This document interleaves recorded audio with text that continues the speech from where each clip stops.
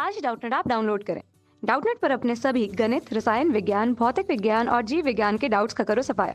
बस प्रश्न की फोटो खींचो, एक ही प्रश्न को क्रॉप करो और तुरंत वीडियो सोल्यूशन पाओ। अभी डाउनलोड करें।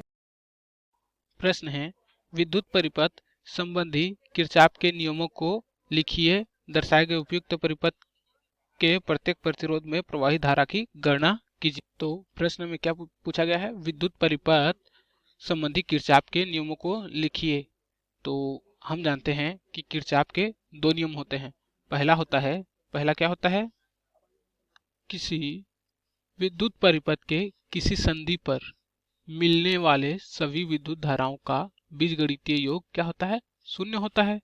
तो इसके लिए एक उदाहरण ले लेते हैं। मान लिया जाए यह कोई संधि है, इस पर धारा I आ रही तथा धारा I2 क्या हो रही है, बाहर जा रही है, तथा उसी प्रकार धारा I3 इस संधि की ओर आ रही है तथा धारा I4 इस संधि से बाहर जा रही है, तथा धारा I5 ये भी क्या हो रही है, संधि से बाहर जा रही है। तो इनका बीजगणितीय योगफल क्या होगा, शून्य होगा।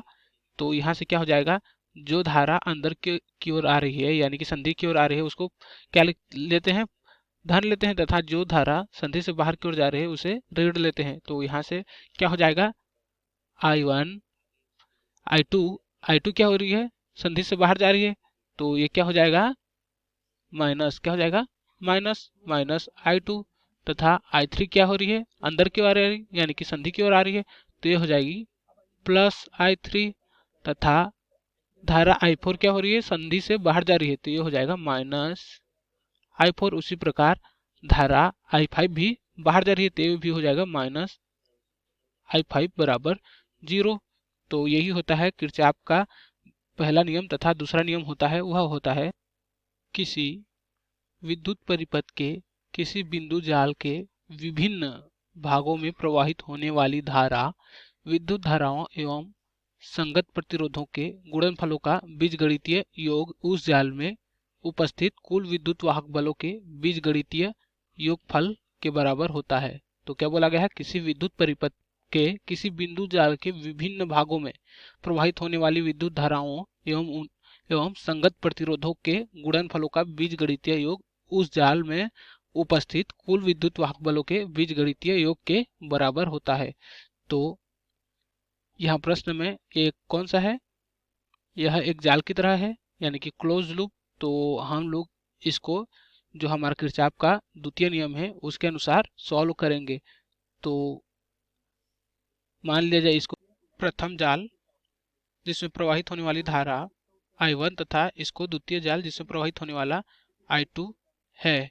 तो क्या हो जाएगा, इसमें कौन सी धारा प्रवाहित हो रही है, I1, तो वो कुछ इस तरह से फ्लो होगा।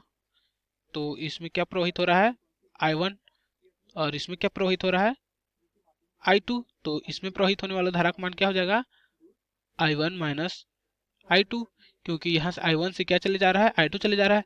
तो यहाँ से क्या आ रहा है, I1 माइनस I2, और यहाँ से क्या आ रहा है, I2।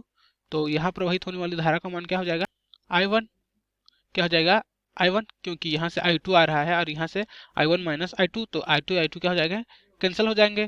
तो किरचॉफ के द्वितीय नियम से प्रथम जाल में क्या हो जाएगा, किरचॉफ के सेकेंड नियम से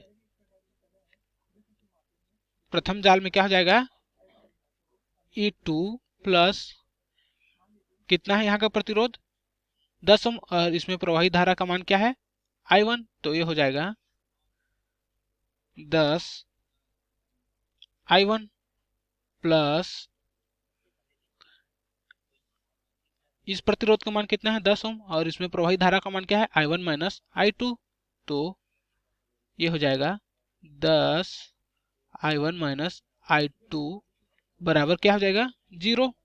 तो यहाँ से E2 बराबर क्या हो जाएगा, E2 बराबर हो जाएगा minus 10 I1 minus 10 I1 plus 10 I2 हो जाएगा ना। तो यहाँ से E2 बराबर क्या लिख सकते हैं, माइनस 20 I1 प्लस 10 I2, और प्रश्न में E2 का मान कितना दिया है, E2 बराबर दिया है 10 वोल्ट। 10 वोल्ट, तो ये हो जाएगा 10 बराबर माइनस 20 I1 प्लस 10 क्या हो जाएगा I2। तो ये क्या है I2। तो ये इसको अगर हम पहले समीकरण मान लेते हैं तथा दूसरे जाल में कौन सी धारा प्रवाहित हो रही है, दूसरे जाल में धारा I2 प्रवाहित हो रही है। क्या हो रही है I2 प्रवाहित हो रही है। तो इस वाले के लिए जो हमारा वैल्यू होगा इस 10 में प्रवाहित होने वाली धारा का मान वो हो जाएगा I2 माइनस I1, क्योंकि दूसरी जाल के लिए ले रहे हैं। तो सेकेंड जाल में किरचॉफ के द्वितीय नियम से क्या हो जाएगा माइनस E1 प्लस कितना हो जाएगा, इसमें माइनस क्यों लिए, क्योंकि जो हमारा धारा प्रवाहित हो रही है वो क्या हो रही है, पहले माइनस वाले छोर पे जा रही है फिर प्लस वाले छोर पे, तो पहले माइनस होगा, इस कारण E2 को माइनस लिए। प्लस क्या हो जाएगा 10 और यहाँ प्रवाहित होने वाली धारा का मान क्या है I2 माइनस I1, तो ये हो जाएगा I2 माइनस I1 बराबर क्या हो जाएगा 0। तो इसको सॉल्व करेंगे तो क्या आ जाएगा E1 बराबर हो जाएगा 10 I2 माइनस 10 I1। तो यहाँ से इसको क्या लिख सकते हैं E1 बराबर माइनस 10 I1 प्लस 10 I2। तो इसको क्या लिख सकते हैं E1 का मान कितना दिया गया है 10 वोल्ट, तो हो जाएगा 10 बराबर माइनस 10 I1 प्लस 10 I2। तो इसको अगर हम समीकरण 2 मान ले और समीकरण 1 व 2 को घटाने पर क्या आ जाएगा, समीकरण 1 व 2 को घटाने पर, तो समीकरण 1 क्या है, समीकरण 1 दिया है 10 बराबर माइनस 10 20 I1 प्लस 10 I2, और समीकरण 2 क्या है 10 बराबर माइनस 10 I1 प्लस 10 I2। तो इसको घटाएंगे तो कितना जाएगा, तो ये हो जाएगा माइनस माइनस है तो ये क्या हो जाएगा प्लस, और यहाँ प्लस दिया है तो ये क्या हो जाएगा माइनस। तो यहाँ से 10 10 कैंसिल हो गया, यहाँ से 10 I2 और माइनस 10 I2 क्या हो गया कट गए। तो यहाँ से क्या आया 0 बराबर कितना हो गया माइनस 10 I1। तो यहाँ से I1 का मान कितना आया, I1 का मान आया 0 एम्पियर। कितना आया 0 एम्पियर। तो जाल 1 में कितनी धारा बह रही है 0 एम्पियर। तो I1 के मान को समीकरण 2 में रख देने पर क्या होगा, यहाँ से I1 का मान समीकरण 2 में रखने पर क्या हो जाएगा, समीकरण 2 है 10 बराबर माइनस 10 I1 प्लस 10 I2, तो हो जाएगा 10 बराबर कितना दिया था minus 10 I1 plus 10 I2 minus 10 I1 plus 10 I2 था, तो ये हो गया I2। तो यहाँ से 10 बराबर क्या हो जाएगा माइनस 10 I1 का मान कितना है 0, तो हो जाएगा 0 प्लस 10 I2। तो यहाँ से 10 I2 बराबर क्या हो जाएगा 10। तो यहाँ से I2 का मान कितना हो जाएगा, I2 बराबर हो जाएगा 10/10। तो ये कितना आ गया 1, 10 एकम 10, 10 एकम 10। तो यहाँ से I2 का मान कितना गया 1 एम्पियर। तो ये हो गया I2 का मान कितना है 1 एम्पियर। तो हमें प्रश्न में क्या पूछा गया है, प्रश्न में पूछा गया है कि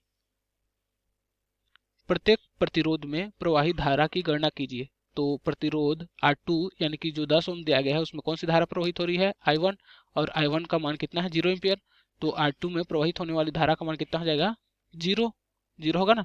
तथा इस R1 प्रतिरोध में कितना धारा बह रही है I1 माइनस I2, तो कितना हो जाएगा,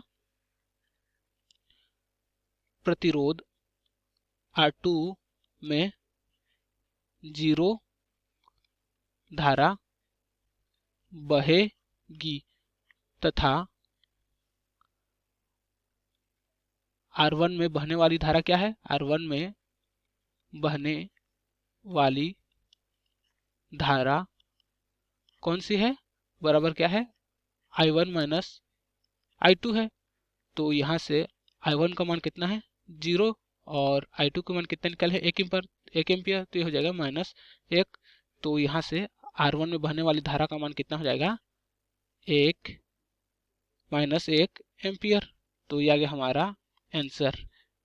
तो R2 में बहने वाली धारा का मान कितना आ गया, 0 एम्पियर, तथा R1 में बहने वाली धारा का मान कितना आ गया, -1 एम्पियर। तो ये आ गया हमारा आंसर।